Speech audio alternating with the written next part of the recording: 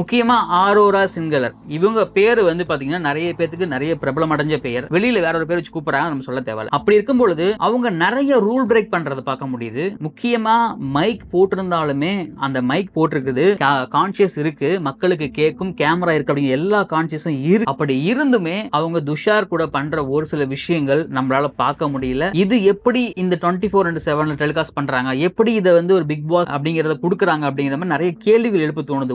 ஒருவேளை இவங்களுடைய game plan, இவங்களோட ஸ்ட்ராட்டஜி இதுதானா அப்படின்னு தோணுது. முக்கியமா production house and television and Jio plus Hotstar இதெல்லாம் கேட்க தோணுது. ஏன்னா அவங்க வாலண்டரியா ஒருத்தவங்கள வற்புறுத்துற மாதிரி நமக்கு தோணுது. இதே மாதிரி தான் சீசன் 7ல ஒருத்தவங்களுக்கு வந்து ரெட் கார்டு கொடுத்தாங்க, லைக் நேம் கார்டு பொம்பளை பொறுக்கி அப்படின்னு சொல்லி கொடுத்தாங்க. அது ரொம்ப தவறான விஷயம், அவர் மேல தப்பே இல்லை, நம்ம நிறைய பேசிட்டோம், அது உண்மையும் கூட. பட் இந்த இடத்துல ரெட் கார்டு கொடுப்பாங்களா அப்படின்னு நம்ம கேள்வி எழும்புது. ஏன்னா ஒருத்தவங்களோட விருப்பம் இல்லாம ஒருத்தவங்க கம்பல் பண்றது எந்த விதத்தில் நியாயமா இருக்க முடியும்? அது மட்டும் இல்லாம பிக் பாஸ் இதை டைரக்டா அட்ரஸ் பண்ணிருக்காரு லிவிங் ஏரியால வச்சு. மத்தவங்க காதுல விழுற மாதிரி பேசுங்க, மக்கள் உங்களை பாக்குறாங்க, உங்களுடைய மைக்ல இந்த விஷயம், நீங்க பேசுற விஷயம் நீங்க மைக்ல கேட்கணும். அப்படி கேட்டதான் நீங்க என்ன பேசுறீங்க எங்களுக்கு தெரியும், மக்களுக்கு புரியும். அப்படிலாம் இருக்கும் பொழுது கோட் வேர்டு வச்சு பேசுறது, சைலண்டா அப்படின்னா லிப் ரீடிங் மட்டும் பண்றது, லிப்ல மட்டும் அந்த வாய்ஸ் சவுண்டே வர பேசுறது, ட்ரெஸ்ஸிங் ரூம்குள்ள கூப்பிடுறது, இது வந்து பாத்தீங்கன்னா எல்லை மீறி போகுது இந்த ஷோ. இது அவுட் அண்ட் ஆஃப் இந்த ஷோ பாத்தீங்கன்னா எல்லை மீறி போயிட்டு இருக்கு. Not only Aurora Sinclair and Tushar, same as well as FJ and Aadhirai, இவங்க ரெண்டு பேர்த்தோடைய